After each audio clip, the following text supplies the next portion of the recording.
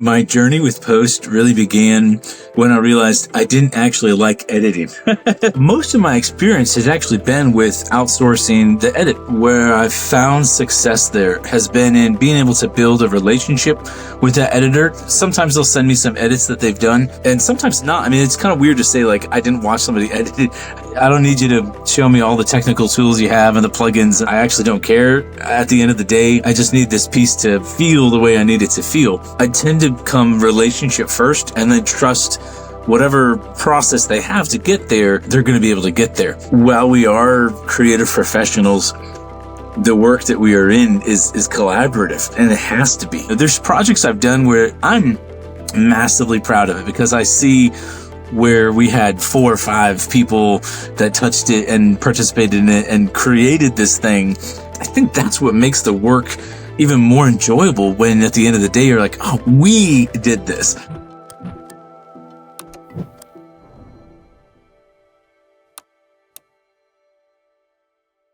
Welcome to Let's Fix Post, a show about making post-production smoother, smarter, and more collaborative for creative teams and editors alike. Make sure to hit subscribe so you don't miss out on future episodes. Today I'm joined by Andrew Cardy, the Senior Vice President of Video at Client Focused Media, a strategy-driven marketing agency. Andrew has a really interesting background that spans 20 years, from live theater to film, to running his own production company, and now at a large agency where he leads a team that specializes in creative video. He has a really unique and wide-ranging perspective on post-production, having edited himself and managed both in-house and freelance editors. Today in our conversation, we cover the exact moment that Andrew realized he needed to outsource his editing and how that decision unlocked a new level of profitability for his company. We also talk about the different paths that are available to filmmakers for their post-production needs, from editing themselves to working with freelancers or a post house. We also talk about the power of collaboration and why trusting your partners is a necessary step to professional growth. And lastly, Andrew shares his advice on when it's time to let go of the editing reins and to trust someone else to do it better. I really enjoyed our conversation, and I hope that you do too. Let's get into it. So I'm here with Andrew Cardy, and we're going to be chatting through your experiences of working with editors in different capacities, whether that's internally with an in-house team, freelancers, a B2B post situation, or editing yourself. But before we get into all that, I'm just curious, introduce yourself, tell us what you've been up to and the company that you're at. Yeah, well, thanks again so much, David, for having me on the show. It's a real pleasure to have the chance to talk with you about this. I don't always think of myself as somebody who's experienced a lot, but as we've been pre-talking, I'm like, oh yeah, I did that. I've been a creative professional for 20 years now. Started in live theater, moved into film. And then I had a company with my wife for about 10 years, and then we were acquired by a larger agency. And so worked with a lot of different contexts and a lot of different places, local startups, nonprofits to national brands, some international companies too. So lots of fun, and can't wait to see what the next years hold too. So right now I'm at an agency called Client Focused Media. We're based in Jacksonville, Florida. And what is your role there? So I've got a super fancy title, Senior Vice President of Video. But what that really means is I get to build and develop our video department team. We actually have a couple different video offerings in the company. So we do digital talk shows and virtual interviews.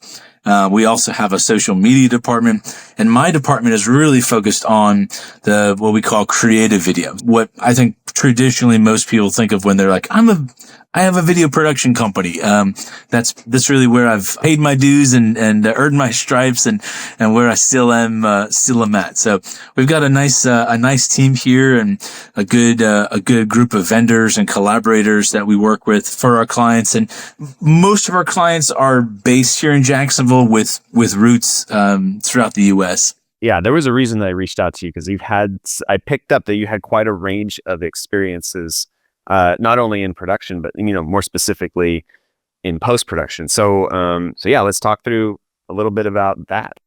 It sounds great. Let's get to it. I was very interested to chat with you because you've had, from my impression, like quite a range of experiences with different posts, like whether you've done that yourself, you have an in-house team member. And every time I talk to you, you're mentioning like other editors that you're aware of or different solutions or different companies, and you've edited yourself too, right? Like you were just mentioning working on your reel. Can you give us like the high level perspective of like what you've experienced through post? I think for me, my journey with Post really began when I realized I didn't actually like editing. I was a couple of years into my own company. Was just thriving with the pre-production, with the pitching, the selling, the developing the ideas, shooting the ideas, and then I'd get to the post-production phase, and it would be like the brakes screeching, like running through walls, it was like a cool Kool-Aid running through walls. It was like the project was super profitable, and then I'd get to post-production and I'd be like, I might be working for like 25 cents an hour. And so I had a friend of mine that was like, you really got to do what you're good at. Like there's other people that can help you with the post-production. And that's actually what they love to do and are supremely talented at it. So I think I first started out, just getting out online, a couple of communities that I'm part of, and saying, I've gotten an edit because somebody helped me with this. And a few people raised their hands and got on the phone and figured out they weren't quite as expensive as I thought they were going to be. And the fact that it wasn't on my plate made it very much worth the cost to me. And then when they turned it around and it was like, it had been my vision, but taken it even further. I was like, this is kind of a no-brainer. And so that probably started a number of the relationships I had. So I started working with a couple different editors, and then I'd have projects that would come up and I'd say, oh, hey, is somebody else available that I might be able to use for this? I certainly worked with people that were like, shoot it, edit it, do it all themselves. But I think for me, where I really found a real good balance, I think, was in being able to identify the project and able to identify the type of edit I needed. And if I was comfortable with that, if I had somebody in-house that could do that, great. And if not, I'd probably be looking for somebody that had some nuances to that. Were most of the editors you worked with like on a freelance basis, or like, Yeah. Speak a little bit maybe about how that experience has been different than managing an in-house editor? Most of my experience has actually been with outsourcing the edit. I feel like for the most part, where I've found success there has been in being able to build a relationship with that editor. I'll look at the stuff they're shooting, and sometimes they'll send me some edits that they've done, and sometimes not. I mean, it's kind of weird to say, like, I didn't watch somebody edit it, I didn't see it. But there's certain an ability that when you're on a phone call with somebody and you hear them talk about editing or talk about, I'm like, you get it. Like, I don't need you to show me all the technical tools you have and the plugins and the extensions that you use. Like, I actually don't care. At the end of the day, I just need this piece to feel the way I need it to feel. And hopefully, be able to open up the project file and not be like crazy lost if I need to like tweak a name or, tighten the shot for a second. So that really was helpful for me. And I forgot to say too, I also did some of that. Like, I've used some of the programs that were outsourced editors as well, where they, you pay a monthly fee and you're submitting the projects for them. And that was really good for me when I first was starting to edit, because that got most everything that got to probably like 75-80% of things done. And it was pretty detailed, organized. It helped me kind of build what my file structure looks like, because I started seeing how they were doing it, and I liked it, and it flowed fine for me. But yeah, when I've been working with outsourced editors, or even whether it's a company or whether it's an individual, I tend to come relationship first, and then trust whatever process they have to get there. They're going to be able to get there. Now, conversely, when I've had in-house editors, most of the time I'm teaching them. And so they've been pretty green or just learning early in their careers. And so I want to try and provide that structure for them to be able to learn, to develop their own pacing, their own styling. But almost always, because I'm the one teaching them, they're kind of following in after me and my habits, good or bad. Yeah, I love that you mentioned like the relationship first. I feel like that's always been like very critical on the other side of the relationship, right? as an editor, like being able to talk to who, is driving the project, who the stakeholders are, like what the vision is, the person who has all of that information. I don't understand, and maybe you can share some of this experience too, but I've always looked at some of the other businesses where it does feel more transactional, like there's more of a portal that you buy credits and then that counts towards a certain amount or whatever, right? How did the relationship element factor into like that experience? Like, was that there as part of the like onboarding, or was it pretty transactional? No, so the one that I used, they were a startup at the time that I was working with them. And so I think what helped me with them is that I was talking directly with the founder, the owner of the company that started it. That is where the gap of the types of projects I was sending to them, or the quality that I was expecting back, wasn't quite there, because I didn't have a relationship with the editor. I didn't have a relationship with the project manager.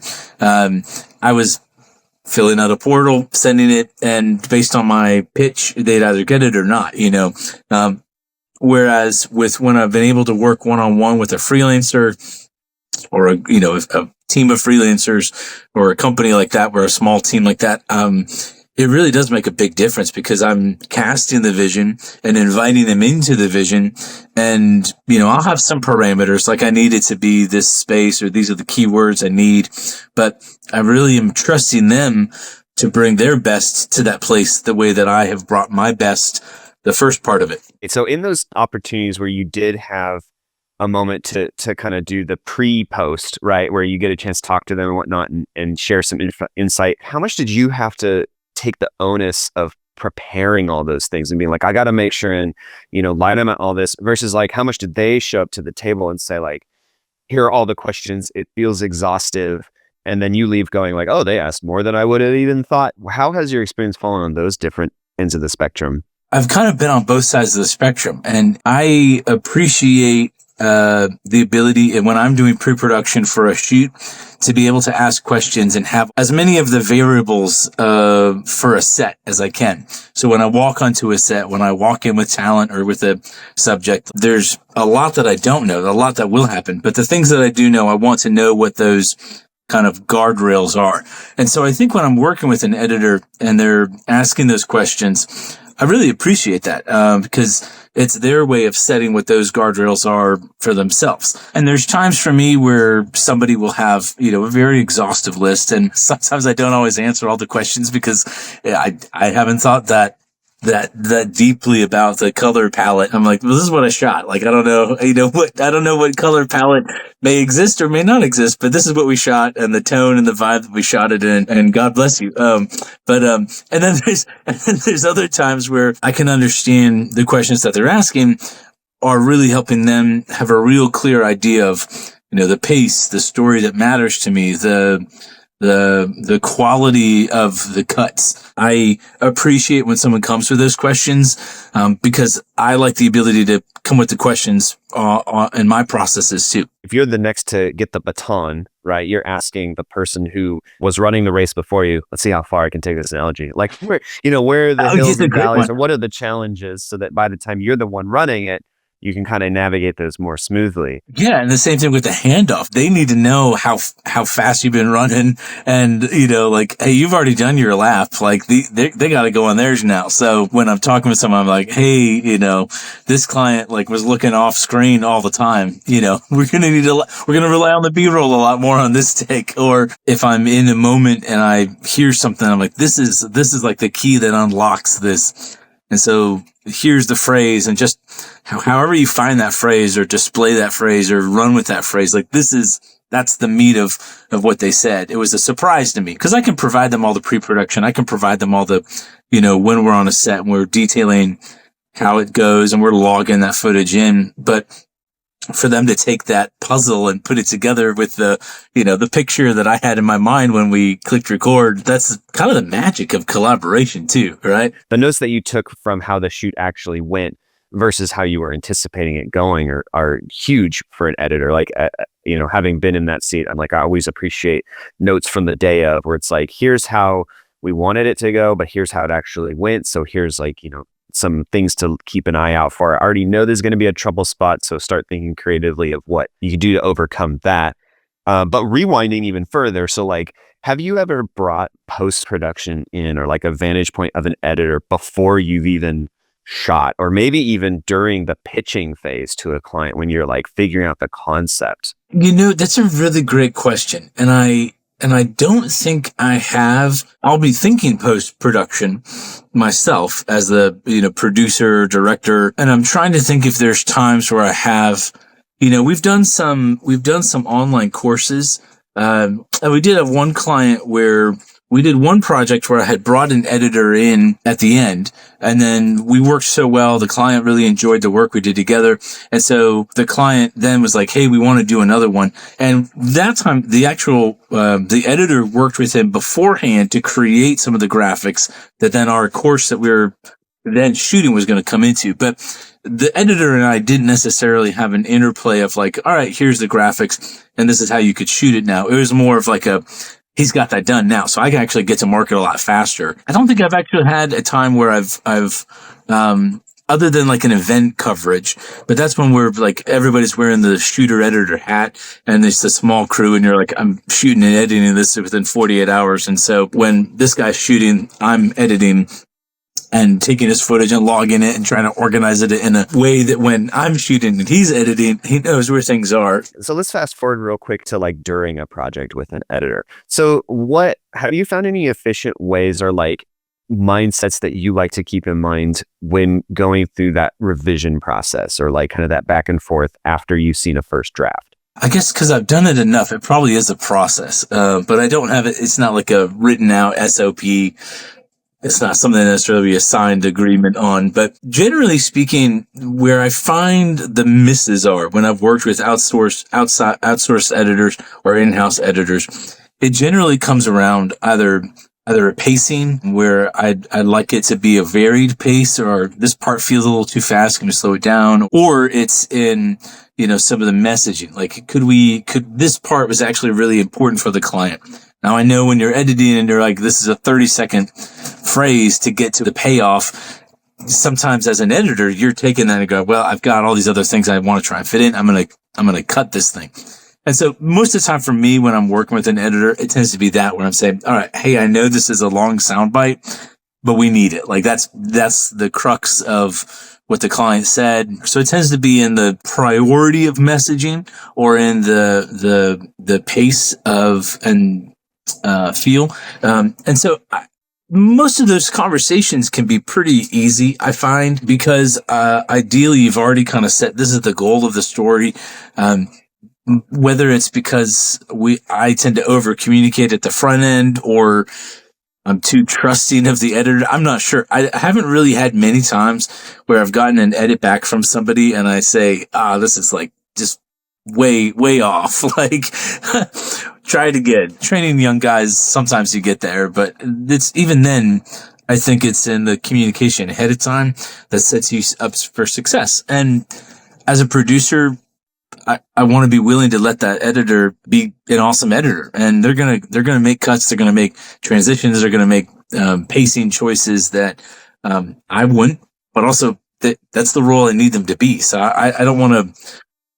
I don't like it when I'm in a project and somebody else is like critiquing every single second or frame of it, because I'm like, edit the thing yourself if you like, clearly you know how to do this, because this one frame is bothering you.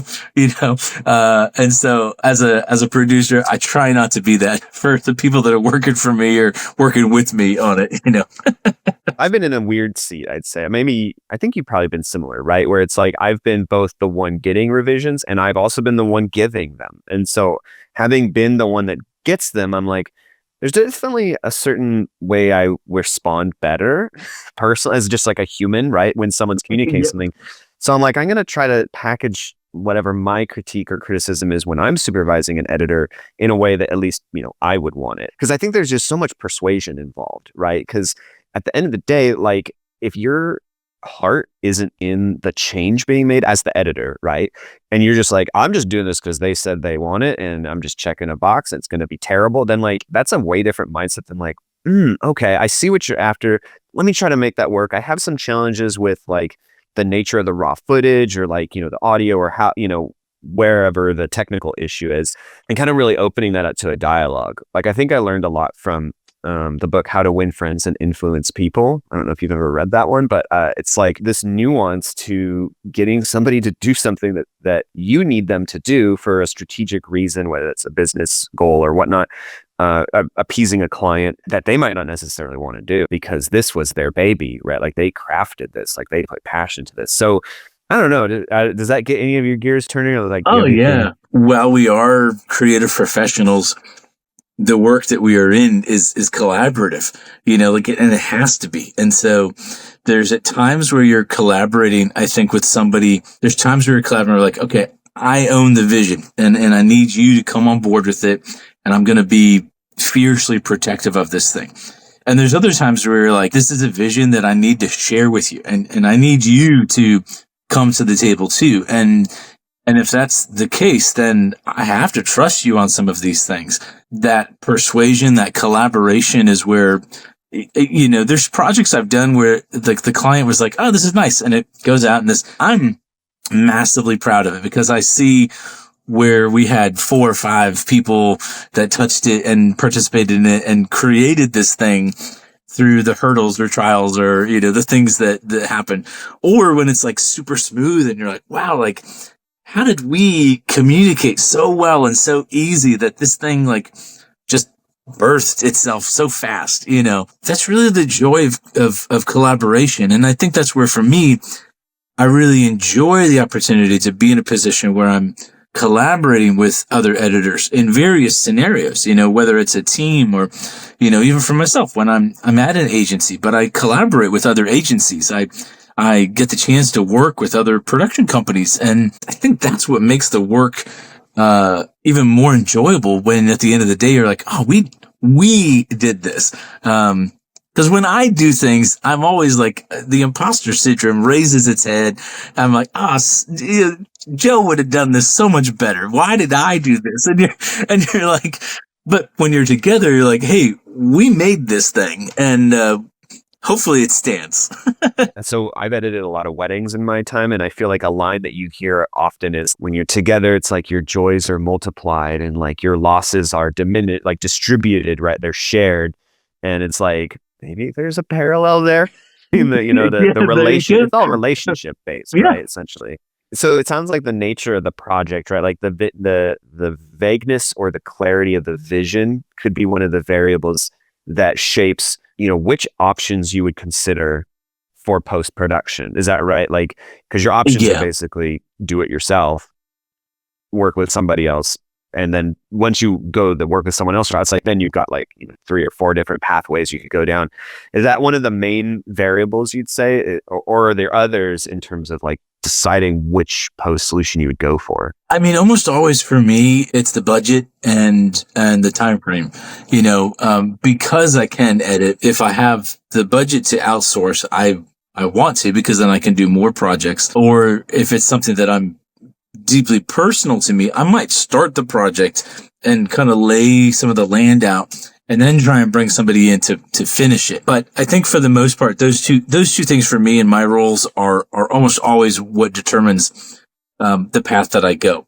Budget and when do I have to have this thing done? So going down the rabbit hole on budget a bit, because I am curious how this works. That's one of the main variables. It totally makes sense to determining which path you're going to go down, whether that's you have to do it yourself because you have limited budget, or you go external because you have more. How early in like a project inception do you feel like that component is like, do you know which route you're going to need to go down or that you can go down? So there's 2 different ways that I get projects now.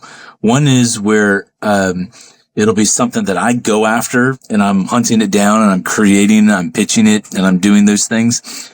And in those cases, I'm probably mindful of the budget from the very early conversations of what we're talking about, the idea of when it would happen, how much it would take to do, and I'll be thinking that way right away. The other context that I'm in right now is that because I am in a agency model, there's people that are bringing work in all the time. A good bit of those, like I am kind of getting that work. It's already been sold. It's already been given its, parameters. and I'm kind of completing it. And so in those cases, I'll look at that and say, all right, hey, I know that this is a project that, has a due date of, a week from now, and the budget is not enough that I can get it out, or even the time sometimes isn't enough that I can get it out to somebody and have them get it back through and be done. And so I'll use those kind of variables for the determining that. For most of my career, it's been going and knowing what that budget is as a, I present it. And if they say yes, I already know how I'm distributing that out. Okay. So then in that scenario, and let's say you're doing the post, or you've at least got like some sort of line item, I assume, with like a budget tied to it for editing. Are you tracking your time? That'd be great if I did it diligently. But I'll normally try and do it when I'm budgeting it for myself or on a decent sized project. We do a lot of like quick edit things or pieces like that. And sometimes those are really hard to track because they're like, this is like 10 minutes, but I'm doing like 10 of them in an hour or 10 of them in a day, so I generally try and think of it in blocks of time and not necessarily to the minute when I'm editing. If I'm shooting and I'm thinking, all right, this is probably going to be a half day or a full day of editing, and let me just make sure I'm putting that budget into my schedule, or even budgeting that time as I'm looking at, where the budget is being distributed. It's like the financial budget being distributed. I want to be cognizant of the time budget as well. I feel like we could probably talk an entire hour on just budget stuff. I know. I love it. The last question on that would be like, what are some of the drivers that you found that will push your estimations and your budget allocation for an edit up or down? I think for me, when particularly even when I was running my own company with my wife, what I found would increase my budget more often than not would be when I either looked at how could I increase the deliverables, or when I looked at, we're here to talk to the CEO about this upcoming event, right? The CEO is carving time out of his schedule to come and sit. And I was like, 2 more minutes of an interview or 5 more minutes of interview. What else can we create from that? 10 minutes of time, 10 more minutes on a set somewhere, you can create a vast amount of content. And so for me, where I would look at the levers of how do I increase my budget would be either one, how do I increase the deliverables of what we've already agreed to shoot? So is that, a 15, a 30? Is it going on web? Is it for paid media? Where does it need to be in the easiest distribution place for them, for the client? And then the second part would be, what is the peripheral things right around it that I could reach out and grab when we're already putting a lot of the work into the getting there. What else can we add while we're there? Sometimes that'd be even like, if we're going to go and we're going to be filming at a location, right? For a business, it's like, well, are there employees at this location? Are any of them happy to be here? Well, maybe we get a testimonial out of that. Or, we're following your team to to a client. All right. Well, why don't we film this client talking about it, and that creates a whole nother product, and that allows us to build out more budget. What I would often do though, too, is that I would say this is our first priority. That's what we're filming. We'll close this out. This is the time frame. But we also have all these other things we can do. So I know if I were to edit everything all at once for you, that's just too much. Like most of the people I'm working with, small teams, one person doing it. And so they only have so much bandwidth. And if I gave them everything all at once, it would just sit on the Google Drive. So I was like, well, hey, do this. We got this done.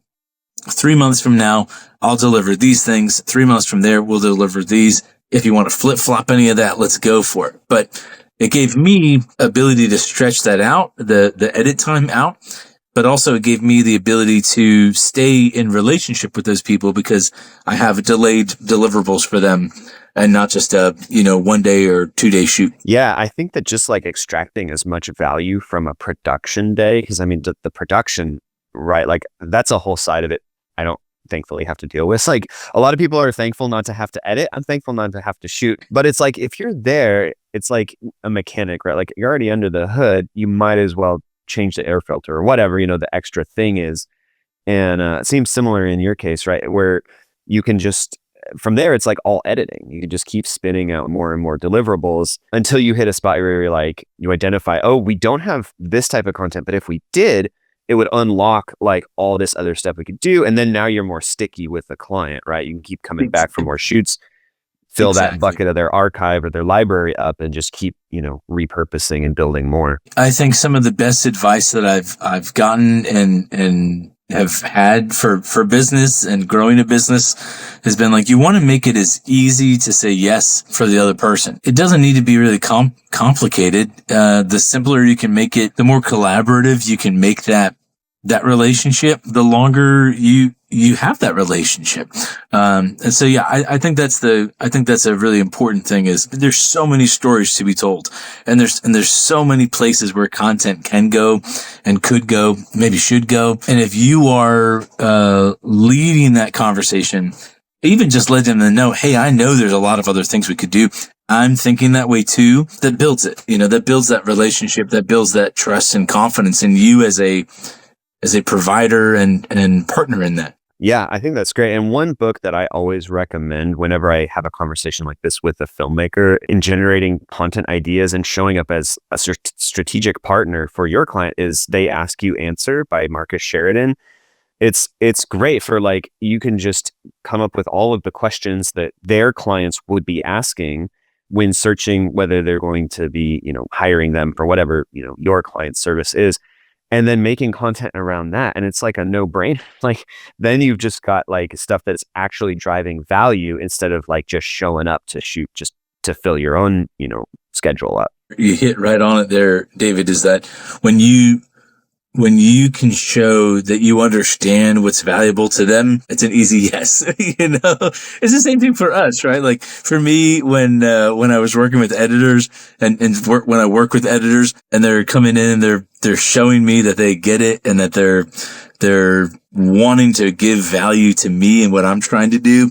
Man, we'll run with that as long as we can, budget and timeline, all those things aside, but that's like, I want to work with you. You get it. Yeah. You become more indispensable for something that's harder to, commoditize or compare to somebody else. Let's say it's either you in the past or maybe another filmmaker or someone at an agency who is hitting this crossroads where they're like, we need editing done. We need post-production. Their options, unless you think of others that I am aware of, are like, do it themselves, hire someone in-house, hire a freelancer, or work B2B with a post house. What are what would your advice be in determining what is the best fit for them? I think my advice would be, first of all, if editing is the molasses for you in your production, if editing is the place where you lose the passion for the project and you start having frustrated clients and you yourself are getting into that distracted space, that's a really good sign that you should be passing it on or bringing somebody in. I think the advice from me is it's not as scary to let go as it feels before you let go. Certainly you got to do some intuition and some gut checks and see like who's right. And there's times where I have overpaid for editing, and the quality didn't come back as excellent as I hoped.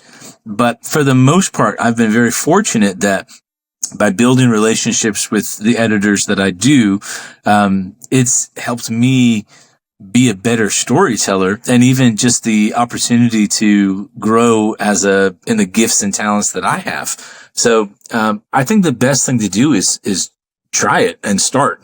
If you have the ability to kind of work your way up, almost every filmmaker has a filmmaker friend who's like, I shoot so that I can edit, and there's others that are like, I edit so that I can shoot, and when you meet each other and you're like, oh, you're a great shooter and I like talking to people, why don't we just work together a bit more? And you start finding those relationships. One of the guys I've worked with now, he's an incredible shooter. I mean, it's just very talented.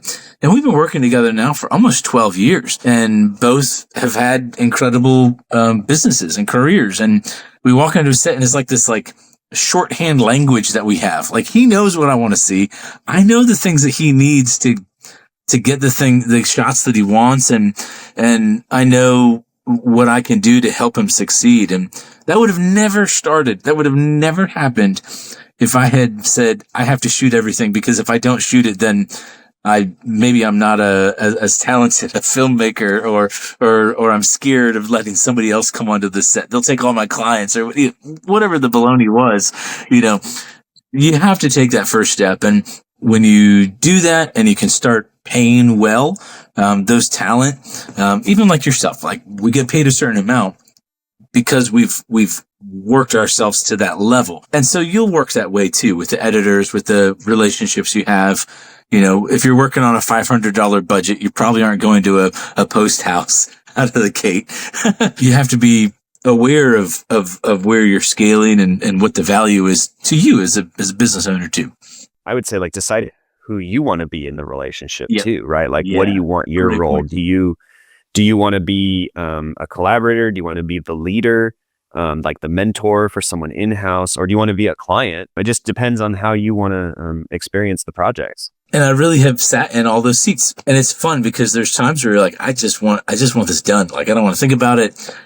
Let me get it to somebody and they do it all. One of my favorite parts has been, for our in-house team, they started learning, they've grown, and now they're sending stuff out that I don't even look at, because I know that it's a quality, and I know that they're growing. And if there's a mistake, they're going to work hard to fix it. Even if I was watching them, there's still going to be mistakes. So I need to let them grow and learn and do that thing. So the revision process, from the client is invaluable as far as a learning experience. Oh, very much so. And you start learning how to work with, you don't really ever want to anticipate a client or put them in a certain place. But the longer you work with clients, the more you start kind of seeing like, all right, I think they're going to be, archetype is too strong a word, but like you can kind of get a feel of like they're very excited about being very involved. They're going to want the project file at the end. And then there's others that are like, I'm going to show up for 15 minutes and what you do before or after is on you. Like, I trust you to do, you know what we want to do. And you start getting the fun of that too, It's such a diverse cast of characters. You never know who's going to be on the other side of the seat, both on the client side and on the editor side. I think that's why, so interested in having these conversations. So thank you, man. Thank you, Andrew, so much for joining. And just curious, like how, if people wanted to reach out or follow your work or see what you're up to, like what are some of the best places to connect with you? So you can always connect with me. I'm on LinkedIn. That's really about the only social platform I'm consistently active on. So that's I'll share all that good stuff with you. Of course, email. I'm old school. You can also schedule a time to talk with me too. I love chatting with people all over the world and different work. Always fascinates me. Yeah, awesome. Well, I've definitely enjoyed our chat. So thank you so much for being on, and I appreciate your time. Oh, thanks so much, David. I appreciate it. Thanks for joining Andrew and I in our conversation. I had a really great time chatting with him about the joy that he finds in collaboration. And he really reminded me that when you partner with others who are passionate and talented, the end product becomes something to be truly proud of. I really enjoyed my conversation with Andrew, and I hope that you did too. I really appreciated talking about the joy that he finds in collaboration, and he really reminded me that when you partner with others who are also passionate and talented, the end product is better than anything you could do on your own. To learn more about Andrew's work, you can find him and his team at Client Focused Media. To learn more about Andrew's work, you can find him and his team at Client Focused Media. We'll be sure to include his contact information in the show notes. Don't forget to subscribe. This has been Let's Fix Post.